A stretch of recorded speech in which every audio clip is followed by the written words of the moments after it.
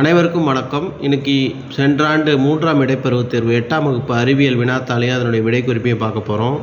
1 இரும்பு மற்றும் எஃகு, 2 ஒன்றை ஒன்று கவரும், 3 மேற்கான் அனைத்தும், 4 செவ்வாய், 5 சிவப்புக்கோள் செவ்வாய், 6 mercaptan, 7 kilojoule kilogram, 8 methane, 9 நீர்வாயு, 10 anthracite, 11 விதைத்தல், 12 உயிரி பூச்சிக்கொல்லிகள், 13 சர்க்கரை, 14 இவை எதுவுமில்லை, 15 ஓரிடத்திற்குள் பாதுகாத்தல்.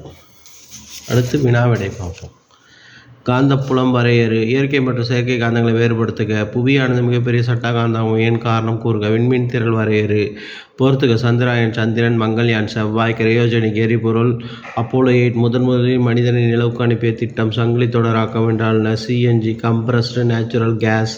தமிழ்நாட்டில் காற்றாற்றலை பயன்படுத்தி காற்றாற்றல் உற்பத்தி செய்யப்படும் இடங்களை எழுதுக. ஆரல் வாய்மொழி, அப்புறம் திருநெல்வேலி பக்கத்தில் பாபநாசம், அதெல்லாம் எழுதலாம். அடுத்து டேஷ் சதுப்பு நிலவாயு எனப்படுகிறது. மீத்தேன். பெட்ரோலியம் என்ற சொல் குறிப்பது பாறை எண்ணெய். மறுபடியும் ஒரு பொறுத்துக.